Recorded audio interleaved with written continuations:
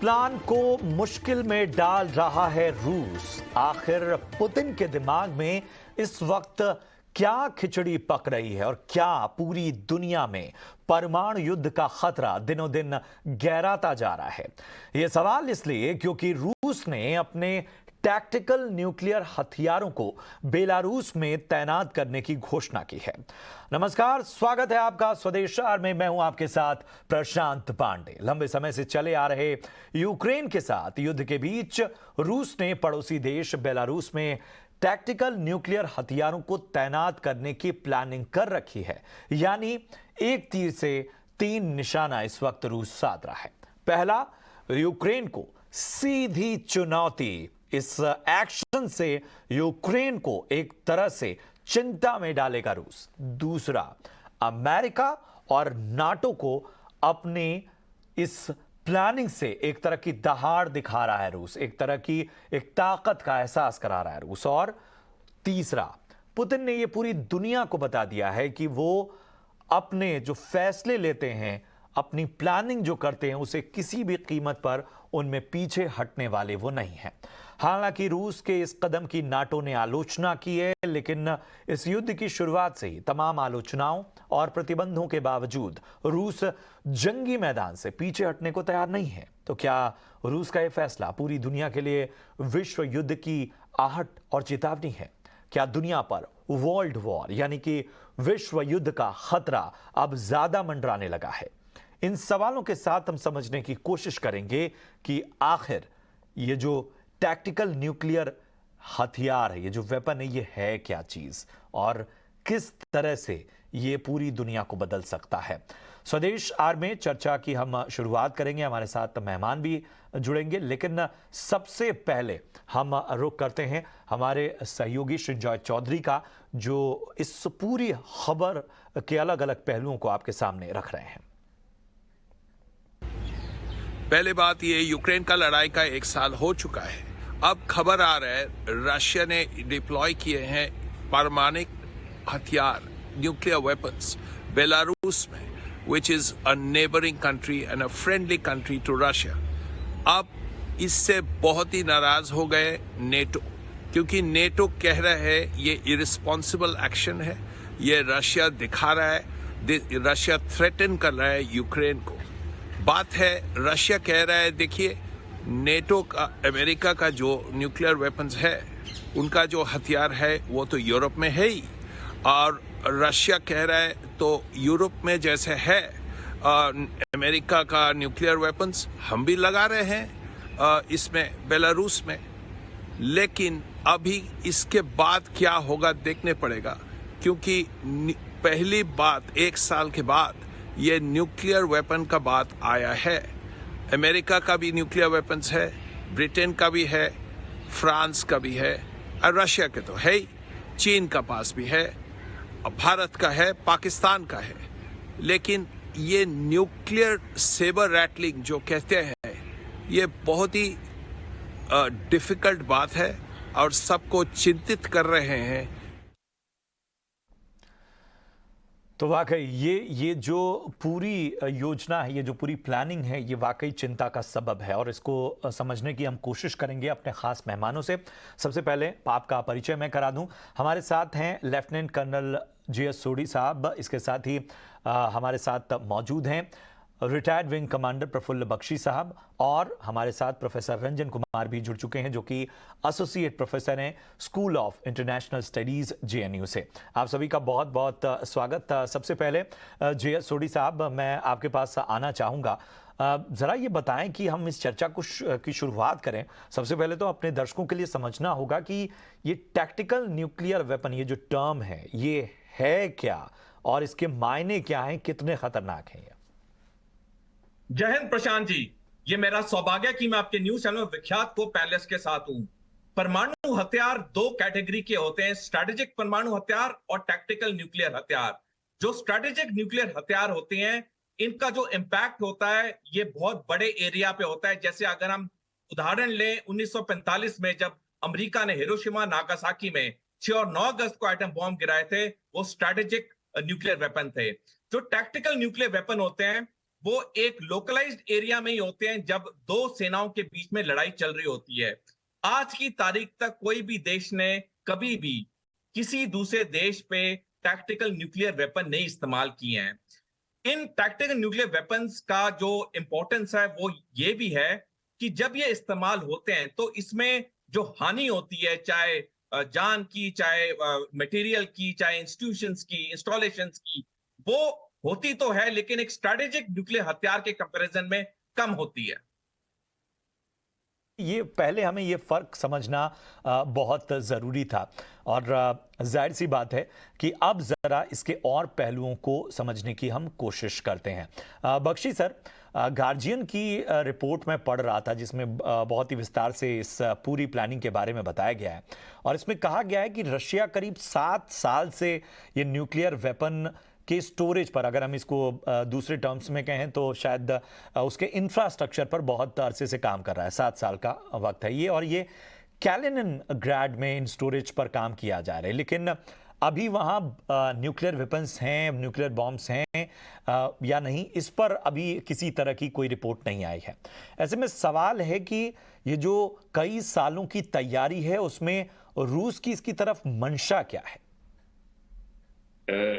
Thank you प्रशांत, आपने मुझको अपने प्रोग्राम पे बुलाया। ये क्वेश्चन जो है, जो आप पूछ रही हैं, बड़ा पुराना क्वेश्चन हो गया है, साहब बहुतों ने पूछा है और कई बार तो हमको इसकी पूरी डिटेल नहीं पता होती। जैसे कर्नल सोडिया आपको बता रहे थे, टैक्टिकल न्यूक्लियर वेपन वो प्लेस कर रहे हैं। Tactical nuclear weapon tactical battle area में इस्तेमाल होते हैं, स्ट्रेटेजिक टारगेट्स पर इस्तेमाल नहीं होते, तो लोगों को डरने की जरूरत नहीं है। टैक्टिकल बैटल एरिया 180 किलोमीटर से 200 किलोमीटर तक लंबा और चौड़ा हो सकता है। उसके दौरान आपकी पृथ्वी टाइप मिसाइल या सरफेस टू सरफेस मिसाइल होंगी। उन्होंने 10 tactical bombers and fighter bombers भी रखे हैं जो capable of tactical weapon delivery है। स्टोरेज कैलिनिनग्राड में किया हुआ है, ये बिल्कुल ठीक बात है। तो वो रशिया कह रहा है मैं कोई आपकी ट्रीटी का उल्लंघन नहीं कर रहा, अमेरिका ने तमाम अपने एलाइड कंट्रीज के साथ में न्यूक्लियर वेपन रखे हैं और वो कह रहा है कि हम इस्तेमाल करेंगे इसका। कोई हम इस्तेमाल जो है, यूज ऑफ द वेपन्स, वो रशियंस के हाथ में होगा। तो अब ये बात सवाल पैदा होता है कि जब अगर लड़ाई होगी तो रशियन पायलट्स और रशियन क्रू वहीं होगा, तो ऑब्वियसली रशिया अपने टैक्टिकल यूनिट्स, न्यूक्लियर यूनिट्स को वहां प्लेस करने की कोशिश कर रहा है। और tactical weapons by the way सिर्फ मिसाइल्स और बॉम्ब ही नहीं होते, यहां तक कि टैक्टिकल आर्टिलरी शेल बन चुके हैं। वेरी लो टैक्टिकल यील्ड के वेपन्स होते हैं, वो होते हैं। अब टैक्टिकल आर्टिलरी शेल्स का जो रेडियो एक्टिव फॉल आउट होता है वो बहुत लिमिटेड दायरे में होता है। पर खतरा ये है कि इसके बाद में एस्केलेशन शुरू हो जाती है। अगर इसने इतना बड़ा टैक्टिकल वेपन यूज किया, और टैक्टिकल वेपन्स कई बार जो हैं पहाड़ एरिया में, सिविल एरिया पे गिर गए, उसके बाद फिर जो गुस्से में लोग बड़े वेपन्स का इस्तेमाल करते हैं, जैसे कि बॉम्बिंग हुई थी between Germany and great Britain. Germany ने बॉम्बिंग ट्राई नहीं करी थी, गलती से बॉम्ब गिर गए थे, पर इंटरसिटी बॉम्बिंग स्टार्ट हो गई थी सेकेंड वर्ल्ड वॉर में। सिमिलरली इसमें भी खतरा हो सकता है। तो जो टैक्टिकल न्यूक्लियर वेपन्स की बात हो रही है, इसमें कैलिनिनग्राड में जो रखे गए हैं वो अभी टैक्टिकल वैरायटी के हैं, जो टैक्टिकल बैटल एरिया में इस्तेमाल हो सकते हैं। They can be air delivered, they can be ground fired. उसमें भी अब आपकी आर्टिलरी यूनिट्स के पास में टैक्टिकल मिसाइल लॉन्चिंग मिसाइल है, इंडिया के पास में भी है। आप उसमें न्यूक्लियर वॉरहेड कर दीजिए, वो टैक्टिकल न्यूक्लियर वेपन बन जाएगा। तो ये हम याद रखें कि अभी रशिया जो गेम खेल रहा है बहुत सोच समझ के खेल रहा है। वो वही गेम खेल रहा है जो नेटो ने खेलना शुरू कर दिया है। तो अगर ये कोई नैरेटिव हम बनाएं कि रशिया अपनी लाइन को उल्लंघन कर रहा है, ये मैं मानने को तैयार नहीं होऊंगा, क्योंकि रशिया वही कर रहा है जो अमेरिका और नेटो कंट्रीज बहुत पहले से करती आई हैं। और जैसा कि अभी नैरेटिव में कर्नल साहब ने बताया, हिरोशिमा नागासाकी के ऊपर स्टार्ट करने वाला, सारा खेल स्टार्ट करने वाला तो अमेरिका ही था। तो अब अमेरिका को जब चिंता पड़ती है तो अमेरिका को सोचना चाहिए कि क्यों नहीं वो ट्राई कर रहा total ban of nuclear weapons की तरफ। क्यों सॉल्ट ट्रीटी और स्टार्ट ट्रीटीज की बात होती है, क्यों नहीं टोटल बैन की बात करते? वो करना नहीं चाहते, क्योंकि वो अपने हाथ में एक डेटरेंट रखना चाहते हैं। तो आप आग से खेलना भी चाहते हैं और आग से जलना भी नहीं चाहते। ये बड़ा डिफिकल्ट खेल है। सो ये अभी अब देखना पड़ेगा कि किस तरीके से इन टैक्टिकल न्यूक्लियर वेपन का इस्तेमाल होता है। पर रशिया बेलारूस में करके रहेगा। मैं बेलारूस जा चुका हूं, मैं उनकी मैंने एयरफोर्स को ट्रेनिंग दी है, उनके पास में न्यूक्लियर केपेबल फाइटर्स है और वो अपने फाइटर्स को भी यूज कर सकते हैं, रशियन फाइटर्स को भी यूज कर सकते हैं। रशिया कहने को ये कह रहा है कि मैं अपने एयरक्राफ्ट यूज करूंगा और बेलारूस को नहीं कहूंगा तुम यूज। बिल्कुल बिल्कुल। और लास्ट ईयर ही हमने देखा कि किस तरह से पुतिन ने खासतौर पे अपने जो न्यूक्लियर आर्सेनल हैं उनको हाई अलर्ट पर रखने की बहुत पूरा खुला ऐलान किया था। और बेलारूस ने तो इस पूरे जिसको हम एक एडजस्टमेंट कह रहे हैं उसके लिए बाकायदा उसने रेफरेंडम करके अपने कॉन्स्टिट्यूशन में भी चेंजेस लाए थे। तो ये प्लानिंग और डॉक्टर बख्शी, एक चीज़ मैं समझूंगा और मैं जब आपके पास आऊँगा तो इसको समझने की कोशिश करूँगा कि बेलारूस ही क्यों, और क्या सबसे बड़ी अहमियत है इसकी, अगर हम एक तरह से प्लेसिंग को देखें और उस चीज़ को समझने की कोशिश करें। प्रोफेसर रंजन, मैं आपके पास आना चाहूँगा। आपको रूस के इस पूरे कदम के या इस ऐलान के, जबकि अभी भी कोई ख़ास एविडेंस नहीं है कि वहाँ पर वेपन्स मौजूद हैं या नहीं हैं, क्या मंशा नज़र आती है? क्या ये केवल अमेरिका और नाटो को एक तरह की चेतावनी, या लगातार रूस एक वैलिडेशन जो चाहता है, क्योंकि एक वक्त पे वो सुपर पावर रहा है, और इसके साथ ही यूक्रेन को भी उसके हद में रखने की कोशिश, क्या चीज़ें देखते हैं आप? या एक करेक्शन, मैं राजन हूँ, रंजन नहीं। Sorry sir. No that's okay. Prashant, मेरे हिसाब से जो बेलारूस की बात हो रही है, पहले तो यह मैं बता दूं कि 3 कंट्री जो कि रूस के बिल्कुल एक ही तरह के कल्चर और एक ही तरह के कम्युनिटी माने जाते थे, वो था बेलारूस और यूक्रेन। यूक्रेन रूस के हाथ से निकल चुका है, तो अब बचा है बेलारूस। 1990 के दशक में की मैं बात करूं तो उसमें एक यूनिफिकेशन ट्रीटी की बात होती थी, जिसमें कि ये बताया जाता था कि रूस और बेलारूस एक हो जाएंगे। तो आप समझ सकते हैं कि किस लेवल का उनका फ्रेंडशिप है और किस ढंग का उनका पॉलिटिकल सिस्टम है। और बेलारूस में जो न्यूक्लियर टैक्टिकल वॉरहेड्स की बात हो रही है, जैसा कि हमारे कर्नल साहब ने बताया बिल्कुल सही, कि वहां पे टैक्टिकल वेपन्स की बात हो रही है और उसका मकसद सिर्फ एक है कि जो नेबरिंग कंट्री हैं उनको कैसे उन पे कैसे दबाव बनाया जा सके। उनके नेबरिंग कंट्री में आते हैं लातविया, लिथुआनिया और पोलैंड, यूक्रेन तो है ही। तो इन सारे देशों पे किस ढंग से एक तरह से दबाव बनाया जा सके।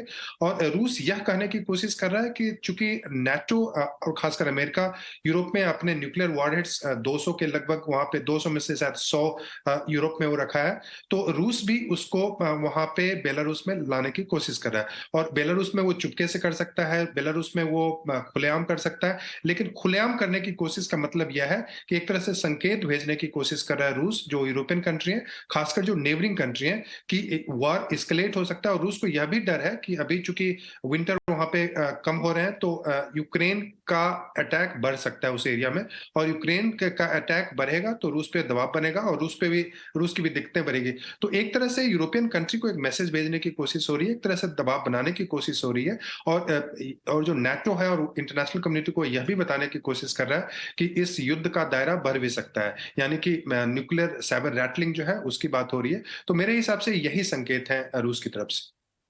बेहतर तरीके से आपने विश्लेषण किया, और वाकई यही समझने की हमारी कोशिश थी कि ये जो सारी योजनाएं हैं, जो कि कदम उठाए जा रहे हैं रूस की तरफ से, या जिस तरह के एक तरह से संकेत दिए जा रहे हैं, उसके मायने में क्या है।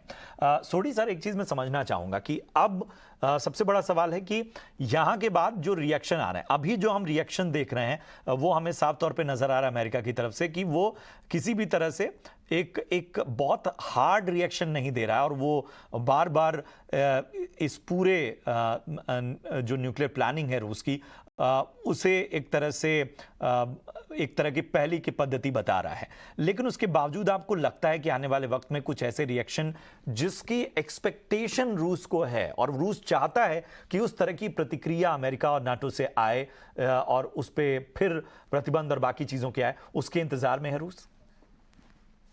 पिछले साल अक्टूबर में नाटो के मुखिया स्टोल्टनबर्ग ने सीधा एक बयान दिया था। उन्होंने कहा था कि अगर रूस ने यूक्रेन युद्ध में परमाणु हथियार इस्तेमाल किए तो नाटो उसका जवाबी हमला देगा परमाणु हथियार के साथ।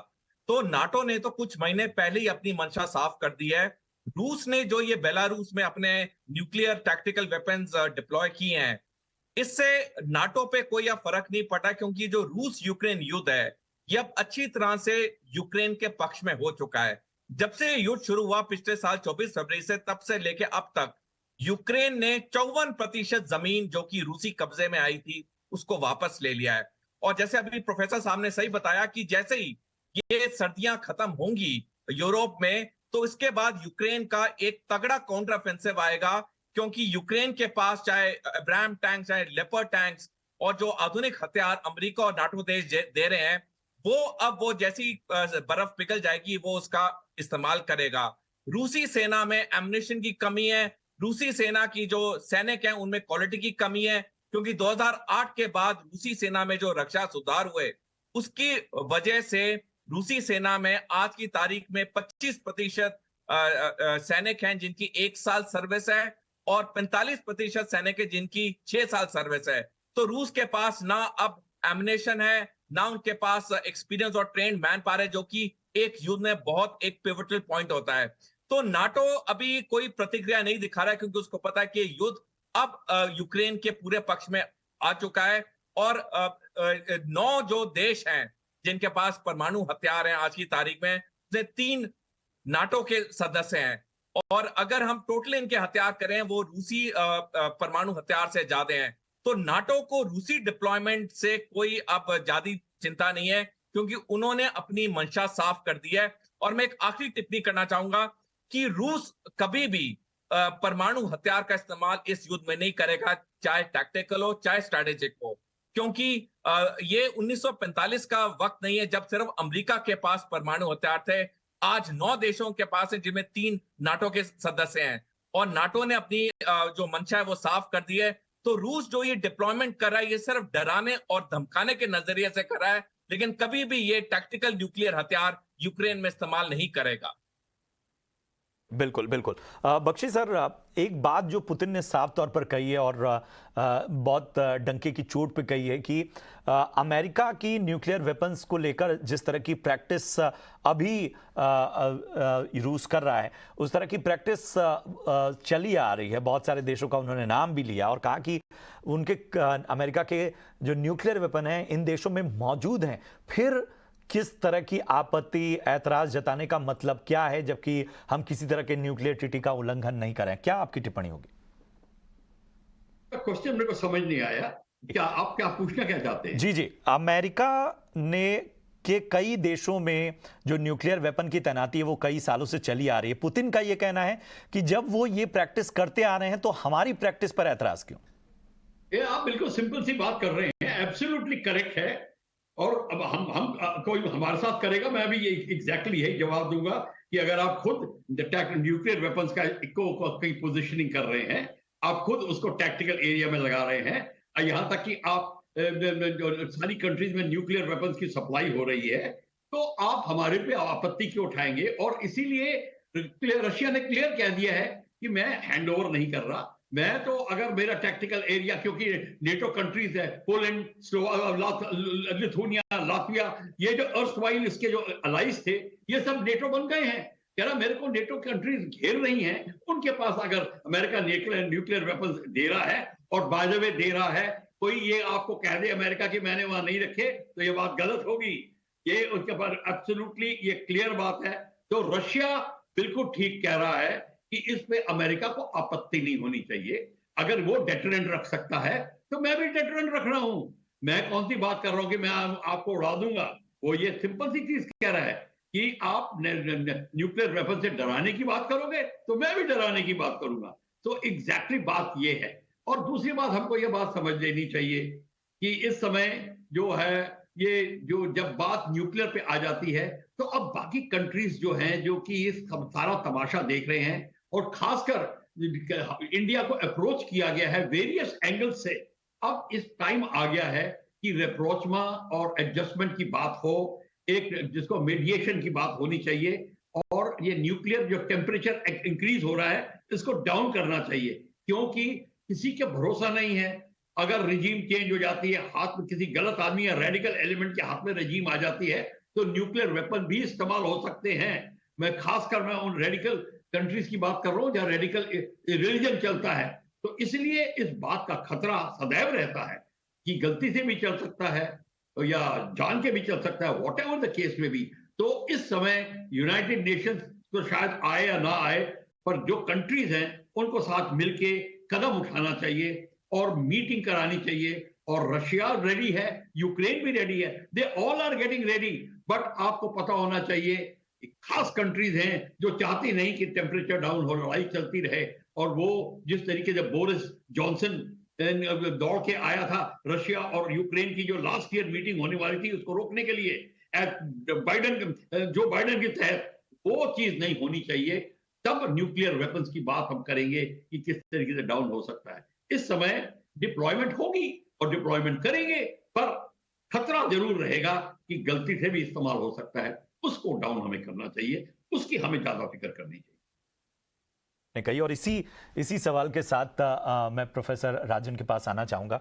सर, एक चीज़ हम समझना चाहेंगे, कंसर्न फिर यहाँ पे किन चीज़ों के ज़्यादा उभर रहे हैं? अगर हम इस वक्त के इस टेंशन को देखें या इस प्लानिंग पे रिएक्शंस को देखें और इन सब के बीच जो बार बार मीडिएशन की बात की जा रही है या जो न्यूक्लियर टेंशन है इसको काम डाउन करने की बात की जा रही है, उसमें क्या भारत की कोई भूमिका हो सकती है? काफी हो सकती है और होनी भी चाहिए। मुझे लगता है कि भारत अभी भी कॉशस है। भारत, क्योंकि लगता है कि अगर हम दूसरे देश के आंतरिक मामलों में हस्तक्षेप करते हैं तो दूसरे देश भी वही करेंगे हमारे अपने जो अंदरूनी मामले उसमें। तो उस कारण से भारत कॉशस जरूर है। लेकिन भारत ने अभी G20 मीटिंग की जो बात हुई थी और G20 के जो भी मीटिंग्स हुए थे फॉरेन मिनिस्टर की, या फिर बाद में भी जो समिट मीटिंग होने वाले हैं, वहां पे भारत एक तरह से इस मुद्दे को लाने की कोशिश कर रहा है। लाने की कोशिश से ज्यादा एक जो ज्वाइंट डिक्लेरेशन होता है और दोनों देशों को करीब लाने की कोशिश है, उसमें भारत काफी कोशिश कर रहा है। लेकिन यह मैं बता दूं कि यह इसलिए नहीं हो पा रहा और अभी भी समिट में भी इस दोनों को लाना मुश्किल होगा। उसका कारण यह है कि जो पश्चिमी देश हैं वो नहीं चाहते हैं कि युद्ध अभी रुके। उनको डर यह है कि युद्ध अभी अगर रुकता है तो जो रूस के कब्जे में यूक्रेन के जो इलाके हैं वो उसके पास रहेंगे। और चूंकि यूक्रेन ये इंप्रेशन दे रहा है, हालांकि वो इंप्रेशन बिल्कुल गलत है, लेकिन ये इंप्रेशन वेस्टर्न कंट्री को ये दे रहा है कि वो रूसी आर्मी को हरा सकता है और वहां से निकाल सकता है। तो इस कारण से जो पश्चिमी देश हैं अभी वार्तालाप के लिए तैयार नहीं। वार्तालाप तो छोड़िए, जो सीज फायर होता है, सीज फायर के लिए भी वहां पे तैयार नहीं है। तो इस कारण से वार्तालाप की अभी संभावना नहीं है। एक राउंड अभी दोनों देशों में और भी जबरदस्त युद्ध होने की संभावना है कि जो अभी बर्फ हटेंगे, सर्दियां कम होंगी, उसके बाद युद्ध का दायरा और भी बढ़ेगा। और उसके बाद स्थिति अगर यूक्रेन हराने में अक्षम रहा, वहां पे अगर नहीं हरा पाया, तो फिर सीज फायर की बात हो सकती है। अभी नहीं तो संभावना नहीं है। और जो कंसर्न्स जो आपने पूछा उसमें कई हैं। एक तो कि यह युद्ध बिल्कुल एक तरह से एक फ्रोजन कॉन्फ्लिक्ट जिसको बोला है, उसमें संभावना है। दूसरा यह है कि इस युद्ध का दायरा भी बढ़ सकता है, क्योंकि आप इस ढंग के वॉर में कभी भी नहीं कर सकते कि कहाँ पे जाके रुकेगा। कई बार मिस्टेक्स होते हैं, कई बार मिसकैलकुलेशंस होते हैं। वो सबसे बड़ा कंसर्न है। कंसर्न हमारा यह भी है कि युद्ध अगर लंबा चला तो जो फूड प्राइसेस हैं या फिर इन्फ्लेशन है या फिर जो एनर्जी के प्राइसेस है, ये सारे बढ़ेंगे। तो बहुत सारे कंसर्न्स हैं, ना केवल यूक्रेन और रूस के, बल्कि जो ग्लोबल साउथ के देश हैं उनके भी बहुत सारे कंसर्न्स हैं यहाँ पे। बहुत शुक्रिया आपका प्रोफेसर राजन, और वाकई बेहतर तरीके से आपने बताया कि आखिर जो स्थितियां हैं उनमें कंसर्न्स क्या हैं।